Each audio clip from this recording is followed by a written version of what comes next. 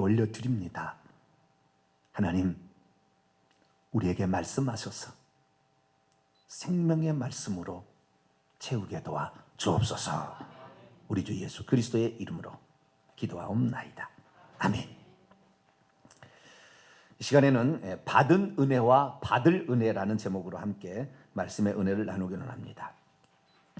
오늘도 거룩한 주일을 맞아 주님 앞에 예배하는 여러분들을 하나님께서 진심으로 사랑하십니다. 하나님의 귀한 사랑이 오늘도 예배 드리는 여러분의 심령과 가정과 육체와 삶에 늘 넘쳐나게 되기를 간절히 바랍니다. 오늘은 교회 절기상 대강절이라고 불리는 절기입니다. 대림절이라고 말도 합니다. 대강, 기다릴 때 내릴 강자, 대림, 기다릴 때 임할 임자에서 대림절, 대강절이죠. 대림절이라는 것은 예수님께서 육신을 입으시고 이 땅에 오신 성탄절 전 4주간의 기간을 일컫는 교회의 절기입니다.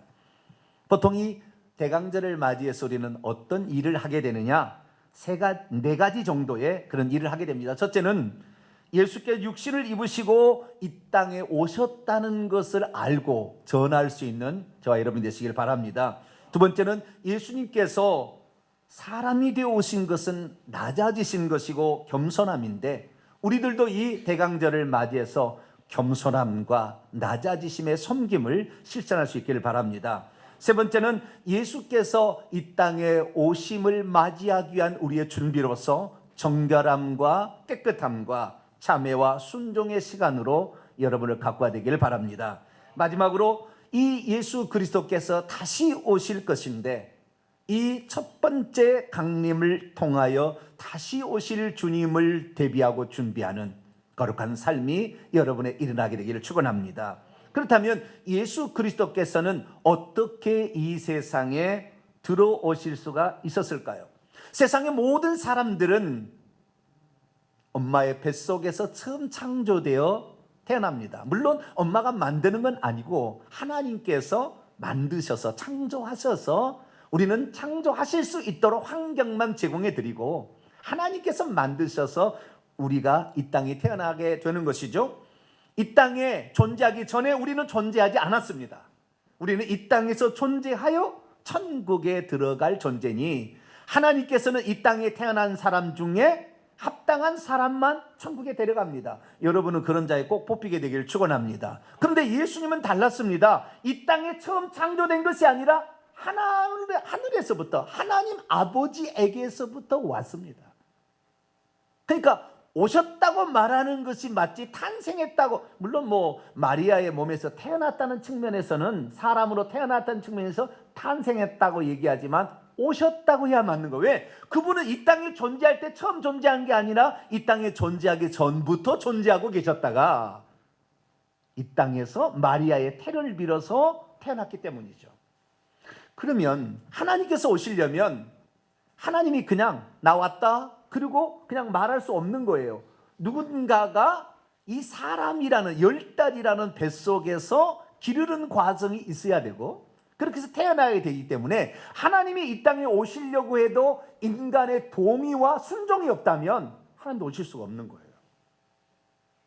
그러니까 메시아의 이 탄생에 있어서는 인간의 적극적인 동의와 협조가 필요한 거죠. 그런 의미에서 우리는 하나님의 동역자들일 수도 있어요. 자부심을 갖게 되기를 축원합니다. 거룩한 하나님의 동역자가 될 수 있다.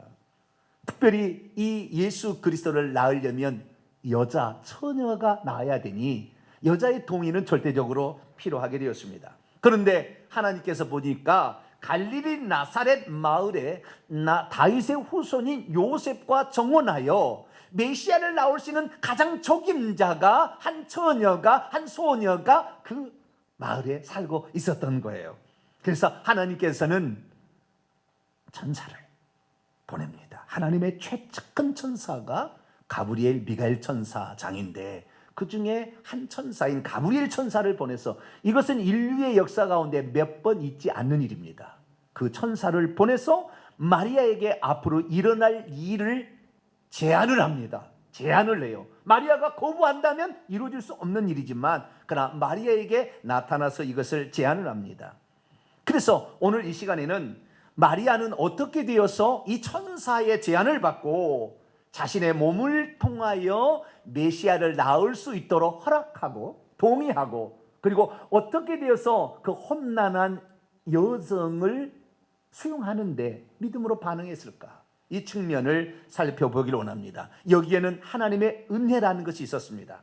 그래서 이 하나님의 은혜를 받은 이 여인이 또다시 하나님의 은혜를 받기 위하여 그녀가 결단했던 내용이 무엇이며, 우리는 이 과정을 통하여 무엇을 배울 수 있는지 하나님의 말씀을 경청할 수 있게 되기를 축원합니다. 오늘 본문 말씀은 마리아가 하나님께 은혜를 입은 사람이었지만 또 다른 은혜를 얻기 위하여 그녀가 하나님의 말씀이 자기에게 이루어지기를 어렵지만 결단했다라는 그런 말씀입니다. 마리아는 대체 무슨 은혜를 입었던 것일까요? 그리고 앞으로 얻을 은혜를 위하여 이 여인이 해야 될 일은 과연 무엇이었을까요? 그녀는 이제 천사의 방문으로 인하여 새로운 도전의 길을 떠나야 하는 찰나에 있습니다. 갸녀린 소녀의 몸으로 장차 그녀에게 불어닥칠 커다란 역경들을 과연 이 여인은 어떻게 이겨내려고 하나님의 말씀이 내게서 이루어지다라는 말씀을 하게 된 것일까요?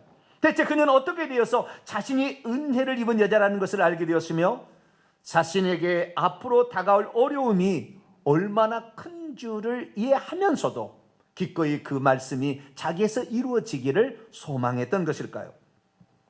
사람은 누구나 한 번도 해보지 않는 일을 하는 것에 두려워합니다. 그리고 주저합니다. 이것이 틀림없이 가능성이 있어야 시도하는 것이지, 이게 가능성이 있어 되지 않는 것을 사람은 시도하기 어려워요. 그래서 이 우리 현재의 세상에 돌아가는 위대한 사람들, 어떤 큰 업적을 남기는 사람들은 우리는 전부 그것을 불안하게 여기고 우리는 그것이 안 된다고 생각하고 그것은 불가능하다고 생각했던 영역을 그들은 된다라는 어떤 확신을 가지고 거기에 자신의 삶을 내어 던져서 결국에 그것이 소출로 돌아옴으로 나타난 일부의 결과를 우리는 성공했다라는 말로 표현할 수 있는 것이죠. 그런데 오늘 이 여인이 앞으로 해야 될 어려운 일들은 너무나 큰 어려움들이 기다리고 있었어요. 그러나 이 여인은 그것을 선택하게 되는 것이죠. 대체 무엇이 그 어려운 선택을 하게 만들었을까요? 오늘 본 말씀은 예수 그리스도께서 태어나시기 1년 전 이제 마리아의 잉태가 일어나기 위한 하나님의 역사함이 시작되었을 때 갈릴리 나사렛 동네에서 BC 6년경에 천사의 방문으로 이야기가 시작이 됩니다. 이때는 이미 이 마리아가 다윗의 자손 요셉과 정혼한 상태에 있었습니다. 여자가 일생 중에서 가장 조심해야 될 시기가 이 정혼의 시기입니다. 이스라엘 나라는 정혼, 약혼을 먼저 한 다음에 1년 뒤에 결혼을 하게 됩니다. 그래서 이 1년 동안 그 여인이 또 이 남자는 이 결혼 예물을 준비하기 위해서 1년 동안 죽으라고 일을 하는 때고요. 여자는 이 결혼을 위해서 자신의 몸을 가장 정결하게 준비할 때입니다. 그래서 혹시 이때에 부정한 일이 들통이 나게 된다면 그 정혼은 결국에 파혼이 성취가 되는 것이고 결국에 부끄러운 일평생의 수모와 수치로 살아갈 수 있기 때문에 가장 조심해야 될 그 시기의 시작 무렵에 천사가 나타나서 말을 한 거예요. 천사가 무엇이라고 말을 했습니까? 마리아여, 무서워하지 마시오. 당신이 하나님께 은혜를 입었어. 보라, 내가 잉태하여 아들을 낳게 될 것인데 그 이름을 예수라고 부르시오 라고 얘기를 했다는 것입니다. 그녀가 잉태하여 아들을 낳게 되는데 아직 남편과 합방도 하기 전에 아들을 낳게 된다는 청천벽력과 같은 얘기를 들었던 것입니다. 믿음이 없으면 하나님이 자기를 위한 계획을 말해도 기뻐하지 아니합니다. 믿음이 없으면 하나님의 뜻을 알아도 순종하지 않습니다. 믿음이 없으면 천사가 와서 직접 전해줘도 고지 듣지 않습니다.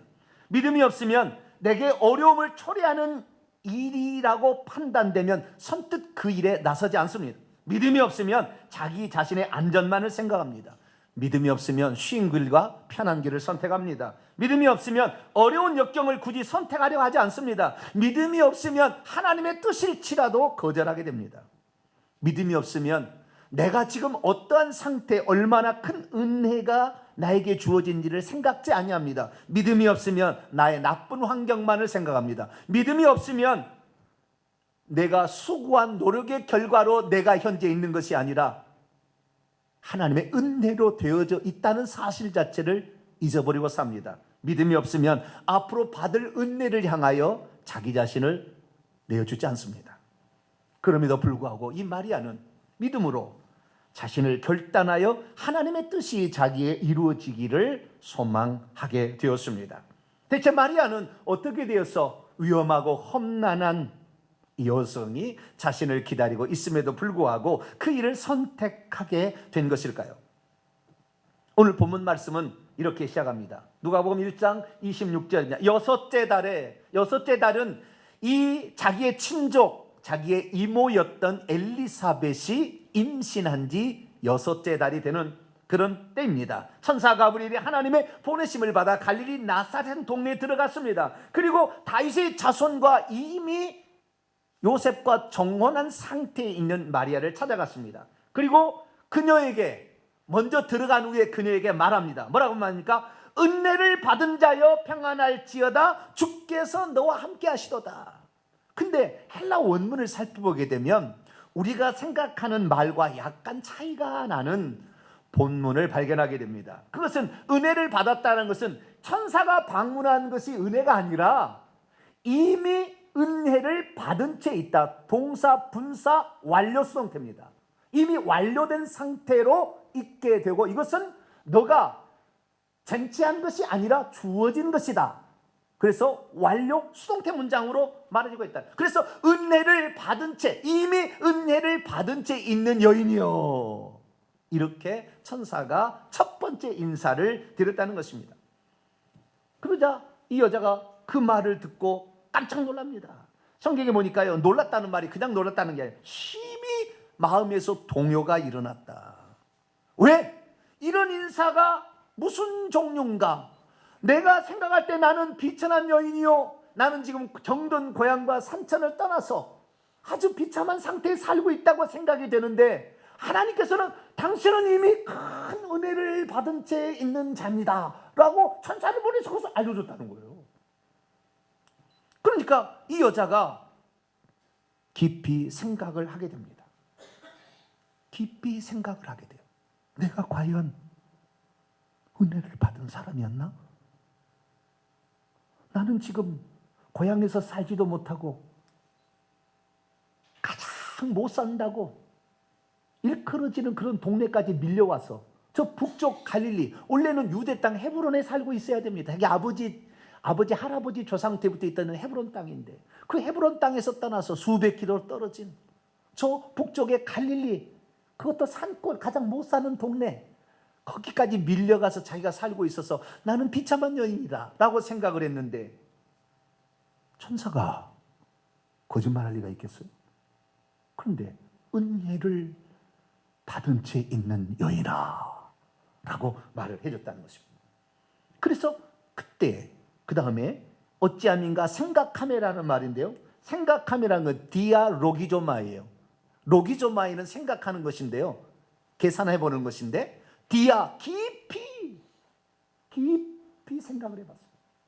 컨시더, 숙고해봤어요.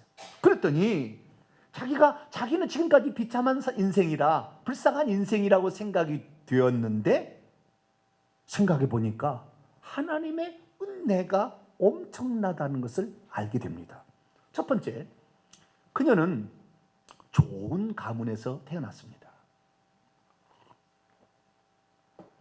당시 갈릴리 나사렛은 북이스라엘의 스불론, 납달리, 이사갈 이런 지파가 살았던 동네에서 이미 멸망을 당해서 혼혈족이 되었기 때문에 자기의 가문에 족보도 없는 사람들이 사는 곳이었으나 자기는 정통 유다 지파의 사람으로서 족보를 가지고 있는, 그래서 이 사람은 이 하나님의 언약의 백성이다 일컬어지는 족보를 가진 아버지 밑에 태어난 거예요. 누가복음 3장 23절에 하면 그의 아버지는 헬리라고 나와 있습니다. 그의 헬리는 쭉 올라가니까 그의 조상이 다윗이고, 쭉 올라가니까 아브라함이고, 쭉 올라가니까 노아, 아담까지 올라가는 거예요. 그러니까 이 상당히 좋은 계보를 가진 여인으로 태어났어요. 아버지가 그랬다는 거예요. 그런데 엄마는 또 뛰어납니다. 엄마는 제사장의 딸이었어요. 이스라엘 나라에서 가장 환상적인 부부의 어떤 연합을 보게 된다고 한다면 유다 지파 그리고 아론 자손인 제사장의 가문이에요. 이 두 가지가 합쳐지면 정말 경건한 가문이 되는 것입니다. 그런데 이 엘리사벳이 오늘 이제 본문 이전에 나오는데요. 엘리사벳은 아론 자손이라고 나와 있습니다. 제사장의 가문인데 엘리사벳이 자기의 어머니의 언니인 것 같아요. 어머니의 언니, 이모입니다. 이모가 제사장의 딸이었어요. 근데 자기 어머니도 제사장의 딸인 거죠. 그러니까 자기 어머니는 제사장의 딸이었고 자기의 아버지는 유다 지파의 경건한 가장 훌륭한 지파의 사람이었는데 그의 딸로, 첫째 딸로 태어났으니 상당히 그래도 명문 가문에서 태어난 사람이었다라고 생각이 돼요. 그런데 더욱더 기가 막힌 감사는, 자 그러면 먼저 첫 번째 감사를 봅시다. 첫 번째 은혜를 봅시다. 자, 내가 이 유다 지파에서 태어나게 해주십시오 막 기도해서 태어난 거예요? 그건 아니잖아요. 내가 태어나고 싶어서 태어난 게 아니잖아요. 그 가문에서, 훌륭한 가문에서 그냥 떡 떨어진 거 아닙니까? 그러니까 내가 받은 은혜 생각하니까 이것은 내가 수고하고 노력해서 얻은 것이 아니라 내 조상들의 수고와 노력으로 그 가문을 지키기 위한 엄청난 희생 가운데서도 그것을 계보를 유지해준, 경건을 유지해준, 그래서 어떻게 믿음생활, 신앙생활 것인가를 잘 가르쳐준 부모의 은덕, 조상의 은덕이었음을 깨닫게 된 거죠. 그래서 은혜를 받았구나 라는 사실을 깨닫게 되고, 두 번째는 더 중요한 거예요. 그것은 자기가 메시아의 후손인 요셉과 정혼하여 가문이 없어질 위기에 처한 자신의 아버지의 계보를 남편 될 사람과 정혼함으로 말미암아 잊게 되어지고 그 기업의 유산을 후손에 물려줄 수 있게 되었다는 점이에요. 무슨 말이냐면 자기 아버지 헬리는 두 딸을 낳았어요. 첫째 딸은 이 마리아, 첫째 딸은 마리아를 낳고 이 헬리가 마리아를 낳고, 둘째 딸은 야고보와 요한의 어머니 살로메라는 두 딸을 낳았어요. 그래서 이 헬리라는 이 마리아의 아버지는 두 딸만 낳고 아들이 없었던 거예요. 그러니까 이제 지금까지 계보가 잘 이루어왔는데 딸만 둘 낳았으니 이 가문이 없어지게 생겼다 그 말이에요. 그런데 어떤 일이 있었냐면 구약시대에 슬로보앗이라는 딸들이 있었는데 이 딸들은 자기 아버지 재산이 엄청난 기업이 많았는데 아들이 없이 딸만 쭉 수명이 나왔던 거예요.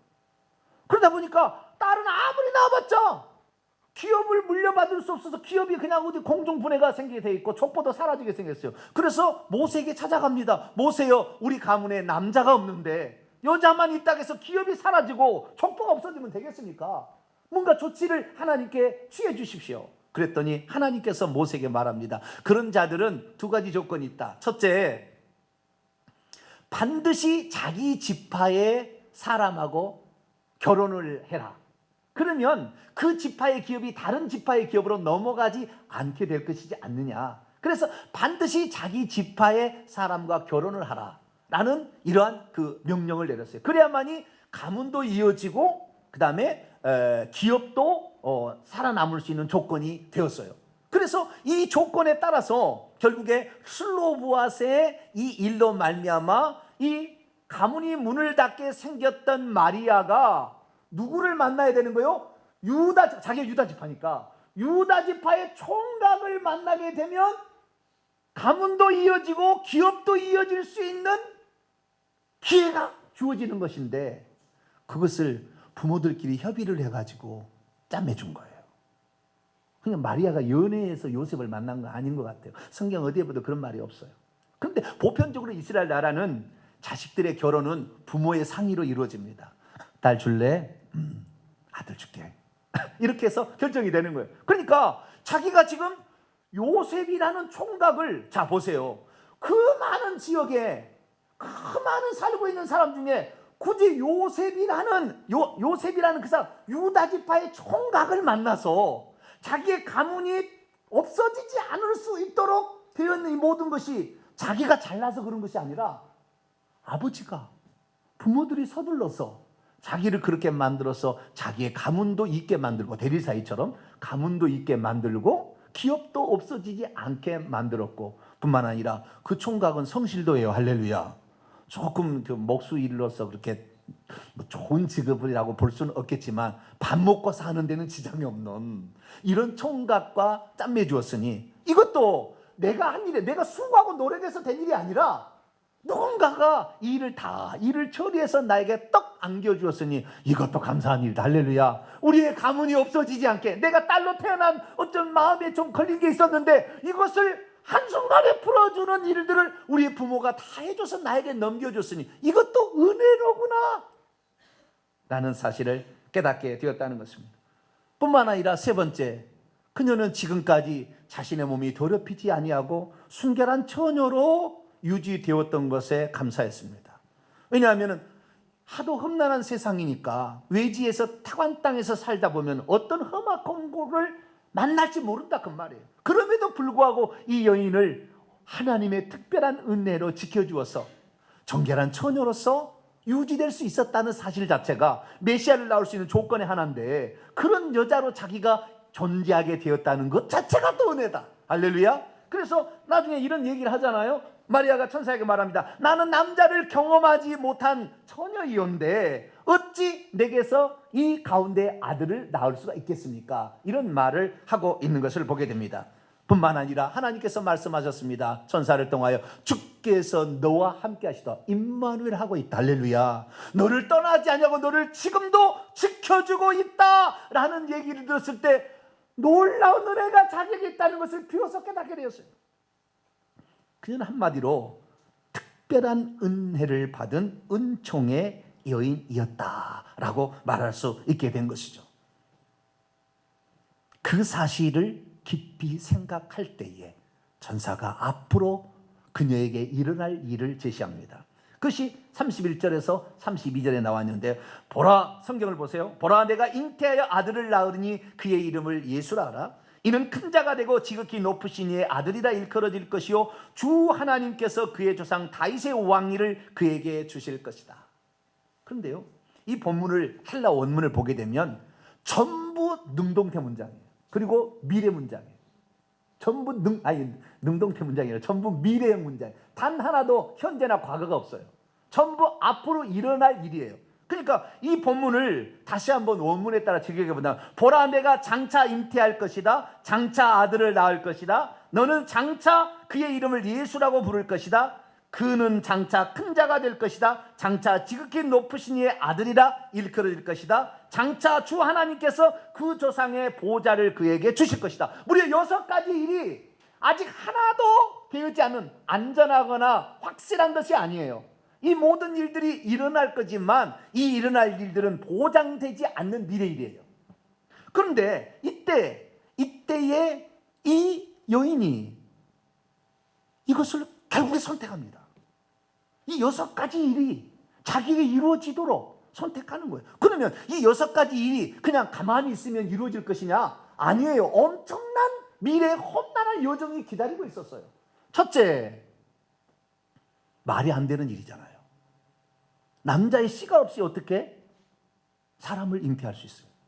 불가능한 일이에요. 그래서 나는 남자를 아직 알지 못하는 상태에 있는데 어떻게 내게 이런 일이 있을 수 있습니까? 질문을 던졌더니 천사가 뭐랬습니까? 성령이 너의 위에 내려오시고 지극히 높으신 이의 능력이 너를 쉐키나 영광처럼, 그 구약시대의 이스라엘 민족의 성막 위에 구름을 덮듯이 다 덮게 되면 그의 능력이 너로 하여금 아들을 잉태케 할 것이다. 보라, 내 친족 샘플이 하나 있으니 내 친족, 너의 이모, 너의 어머니의 언니였던 사람, 임신하지 못한다고 알려졌던 그 여자도 이미 임신하여 여섯째 딸이 되었으니 하나님의 말씀은 능치 못하심이 없느니라. 할렐루야. 그 얘기를 듣자 확 믿음이 다가온 거예요. 확 믿음. 아, 그렇구나. 우리 이모 절대 못 난다고 했는데 임신한 6달이 됐대. 그러면은 처녀도 임신할 수 있겠지? 라는 것이 된 거예요. 그래서 첫 번째 난관은 자기의 이모가 먼저 임신함으로, 이것은 사가랴와 그리고 엘리사벳의 기도의 결과겠죠. 예, 그런 결과로 첫 번째 난관을 통과했어요. 그런데 두 번째 난관이 중요한 거예요. 왜냐하면 만약에 자기가 10달 동안 몸조심을 잘 해야 되는데 몸조심을 못해서 누군가의 아이를 임신했다. 요셉의 아이라면 요셉이 추월했다고 그런가? 속도 위반했다고. 좌우지간 그런 말을 하니까 좀 기다리지 못한 여인이라고 좀 창피를 당하겠지만, 만약에 요셉의 씨가 아닌 다른 씨가 들어갔다. 그런데 어떻게 되겠어요? 요셉이 가만두겠습니까? 2년 요셉이 가만두겠냐고요. 파혼이 당장. 그리고 요셉은 좋은 사람이었는지 그래도 괜찮았지만 나쁜 사람이었다면 저 여인이 내 씨가 아닌 약혼 상태에서 다른 남자를 품어서 자식을 배웠어요 라고 얘기하면 동네 사람이 쳐서, 이미 약혼 정혼은 결혼과 동일한 법적 효력이 유대인들이 있으니까 돌로 쳐서 죽여버려야 되는 거예요. 파혼의 위기, 수모와 수치의 위기, 죽임당할 위기가 그에게 기다리고 있었어요. 그러니까 이 아이를 낳기까지 철저한 하나님의 보호하심이 있지 못한다고 한다면 이 여인은 뜻을 이루기도 전에 죽을 수도 있는 위험이 있었다는 거죠. 그런데 이 여인은 이 얘기를 다 듣고서도 주의 뜻이 내게서 이루어지다, 하나님 말씀이 내게서 이루어지기를 소망합니다라고 결정을 하게 됐어요. 왜 그런 결정을 하게 됐을까? 한마디로 이것입니다. 그것은 내가 지금 여기까지 와 있는 모든 순간이 내 수고와 노력에 의해서 되어진 것이 아니라 하나님의 은혜로 내게 그냥 주어져 있었는데, 주어진 은혜가 메시아를 낳을 수 있는 가장 적합한 여인으로서 되어진 모든 것이 내가 수고한 노력에서 된 것이 아니라 은혜로 주어진 것을 보니, 앞으로 되어질 모든 일도 하나님의 뜻이라고 한다면, 내게 어떠한 어려움과 역경이 있다 할지라도 누군가의 수고와 노력에 의해서 내가 이 은혜를 받았던 것처럼 나도 이 희생을 통하여 다른 사람에게 은혜를 끼치게 할 수 있다고 한다면, 내가 수모를 당하고 어려움을 당한다 할지라도 나는 이 길을 갈 수 있겠다. 받은 은혜를 생각하니까 받을 은혜를 향하여 달려갈 수 있는 결단이 생긴 줄로 믿습니다. 그렇습니다. 받은 은혜가 어떻게 자기에게 주어진지를 알지 못하는 자는 절대 자신을 하나님께 내주지 않습니다.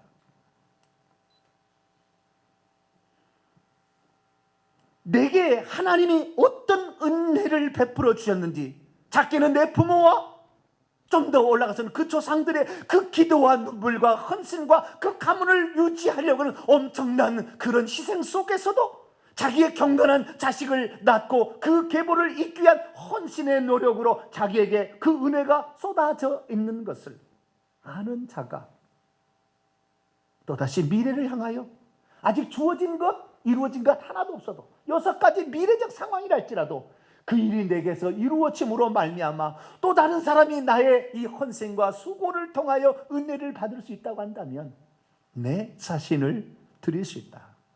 이것이 이 여인의 결단인 줄로 믿습니다. 결단이란 무엇입니까? 받은 은혜를 깊이 생각한 후에 앞으로 자신에게 주어질 은혜를 향하여 앞으로 나아가는 것입니다. 결단이란 자신 앞에 어떠한 고난과 역경이 기다리고 있다 할지라도 내게 베풀어주는 은혜가 내 능력과 내가 수고한 노력이 아닌 다른 것에 의해서 주어진 은혜였음을 깨닫고 앞으로 어떠한 고난과 역경이 있다 할지라도 내 자신을 받을 은혜를 향하여 기꺼이 내어 던지는 것, 이것이 결단이요 믿음인 줄로 믿습니다. 마리아는 이런 결단으로 인하여 어떤 일을 경험하게 됩니까? 그녀가 10달 동안 지내는데 아무도 그 여인이 외간 남자하고 바람을 피워서 임신했다는 얘기가 한 번도 소문나지 않고 잘 지켜줬어요. 헨리와 그의 어머니 그리고 살롬의 가족이 먼저 지켜줬고, 요셉이 문제였는데 요셉이 이제 결혼할 무렵이 가까웠는데 소문을 들었어요. 자기 아내 될 사람이 뭔가 이상하다. 알게 되었어요. 소문이 아니라 알게 되었어요. 어떻게 알게 되었어요. 그래서 이것을 깊이 생각하는데 가브리엘 천사를 하나님 보냅니다. 요셉아, 다윗의 자손 요셉아, 네 아내 데려오기를 두려워하지 마라. 그는 성령으로 잉태된 것이니 장차 하나님의 아들이 그 여인을 통해 태어나니 네가 데려와라. 그래서 요셉은 그 천사의 말을 듣고 그 여인을 보호하기 위해서 아이가 태어나기 전에 미리 데리고 나옵니다. 갈릴리에서, 나사렛에서. 그래서 호적하러 베들레헴을 가게 되는데, 베들레헴에 호적하러 가는 것은 남자만 가게 되지 여자는 호적할 필요가 없었어요. 호적 여인에서 가지만 이 여인을 데리고 와요. 왜? 어떤 날짜를 딱 맞춰보면 알잖아. 이 여인이 어떻게 잘못될 수가 있으니까. 그러니까 아예 그 여인을 빼버리는 거, 빼오는 거예요. 그래서 이 나사렛에서 베들레헴에 가서 자식을 낳고 애굽에서 피난 갔다가 어린아이 시절에 오니까 그 동네 사람 아무도 이 여인이 부정한 여인이라는 것을 전혀 깨닫지 못한, 부정한 여인은 아니죠. 성령으로 잉태된 사실을, 이게 좋은 뜻인데 자오지가 아무도 이 여자가 부정한 여인이라는 사실에 대해서 알지 못하고 이 여인은 안전하게 보호된 줄로 믿습니다. 뿐만 아니라 이 여인은 인류를 구원할, 저와 여러분을 구원할 그 하나님의 위대한 아들을 이 땅에 태어나는 그릇으로서 쓰임받을 줄 믿습니다. 그래서 그 여인은 만대의 복이 일컫는 여인이 되었고 주의 모친이라는 이름까지 듣게 되었으니, 이 여인의 아름다운 결단이 모든 사람들, 저와 여러분까지 은혜를 가져오게 하는 놀라운 일들을 행하게 된 줄로 믿습니다. 그렇습니다. 오늘 우리가 왜 미래에 아직 일어나지도 않는 일에 대해서 어떤 일을 하기를 두려워합니까? 받은 은혜가 뭔지를 아직 모르기 때문에 그러는 거예요. 내가 얼마나 큰 은혜를 받았는지를 알게 된다고 하면, 하나님이 나에게 이렇게 역사했다는 것을 깨닫게 된다면 미래가 두렵잖아. 왜? 그때 함께 하신 하나님, 나에게 은혜를 베푸신 하나님이 앞으로도 나에게 은혜를 베풀어 줄 것이다. 비록 하나도 손에 잡힌 거 없다 할지라도 주님이 원하는 뜻이요 하나님이 기뻐하신 일이 한다면 두려워할 거 없다. 이 믿음이 속에서 생기기 때문에 그 미래를 향하여 기꺼이 뚜벅뚜벅 걸어갈 수 있다는 것이죠. 사랑하는 성도 여러분, 이 여인이 발견한 것이 놀라운 사실입니다. 우리 30절 말씀을 같이 한번 읽어볼까요? 시작. 천사가 이르되 마리아여 무서워하지 말라, 내가 하나님께 은혜를 입었느니라. 여기에 무서워하지 말라, 여기는 현재 명령법입니다. 계속 두려워하지 마라. 그러면서 왜냐하면, 원문에 보니까 왜냐하면 내가 하나님께 은혜를 입었다, 수동태 문장이 아닙니다. 이 문장은 능동태 문장이에요. 무슨 말이냐면 원문에 보니까 왜냐하면 내가 하나님에게서 은혜를 발견하였느니라 이렇게 돼 있어요. 원문에 보면 번역이 지금 이게 부족한 거예요. 네가 하나님에게서 은혜를 발견하였다. 그전에는 은혜가 있는 줄 몰랐다 그 말이에요. 근데 천사가 와서 은혜를 입은 채 있는 여인아 라는 말을 하게 될 때 깊이 생각했다는 거예요. 내가 진짜 은혜를 입었나? 나는 비참한 여인인데, 정등 고향에서 살지 못하고 떠밀려서 사는 인생인데 내가 무슨 은혜를 받았어? 우리 가문이 지금 위기의 상황에 처했는데 내가 무슨 은혜를 입었겠어? 라는 생각을 했는데 이 천사의 말을 딱 듣고 자기 자신을 딱 돌아보니까, 오늘날 우리의 말하면은 내가 이 교회에 나와서 오늘 이렇게 예배 드리는 것 자체가 은혜다 그 말이에요. 어떻게 죄인임을 깨닫고 하나님의 자녀가 되는 놀라운 변화를 우리가 이뤘겠냐 그 말이에요. 이 여인은 깊이 생각. 그래서 여기에서 이 발견했다는 말이 중요해요. 있기는 있었는데 그전에 발견하지 못할 때는 미래가 불투명했고 두려웠고 자신의 삶이 불평스러웠다 그 말이에요. 그런데 이 사실을 발견함과 동시에 그녀에게서 확신과 자신감이 넘쳐나게 되니 어떠한 어려움이 난관이 기다리고 있다 할지라도 그것이 내게 두려움으로 느껴지지 아니하고 주님, 내게서 하나님의 뜻이 이루어질 수 있다면 1000번이고 10,000번이고 나를 드려야지요 라는 결단으로 나아가게 되었으니 여러분도 지금까지 올해 지금 이 순간까지 하나님이 여러분을 지키시고 보호하시고 인도하셨던 그 은혜를 깊이 한번 묵상하게 되기를 축원합니다. 그리고 어떤 은혜를 내가 받았는가를 한번 써보고 기록해 보세요. 그러면 앞으로 미래 일이 두렵지 않을 거예요. 우리 교회를 향한 전 세계에 하나님 말씀을, 생명의 말씀을 증거할 수 있도록 이 비록 작은 교회지만 이 엄청난 일을 이루신 하나님께서 우리 교회를 통해서 여러분을 통하여 위대한 일을 저는 이룰 줄로 믿습니다. 기도하겠습니다. 거룩하신 하나님,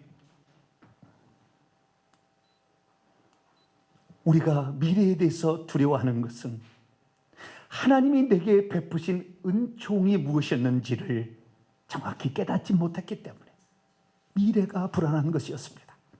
주님, 내가 받은 은혜, 내가 수고하고 노력해서 얻은 것이 아니라 하나님의 전적인 은혜로 여기까지 왔다는 것을 깨닫게 되는 순간, 앞으로 나도 이제 미래를 향하여 아직 손에 잡힌 것 없어도 하나님이 역사하시고 하나님이 기뻐하신 뜻을 향하여 우리 자신을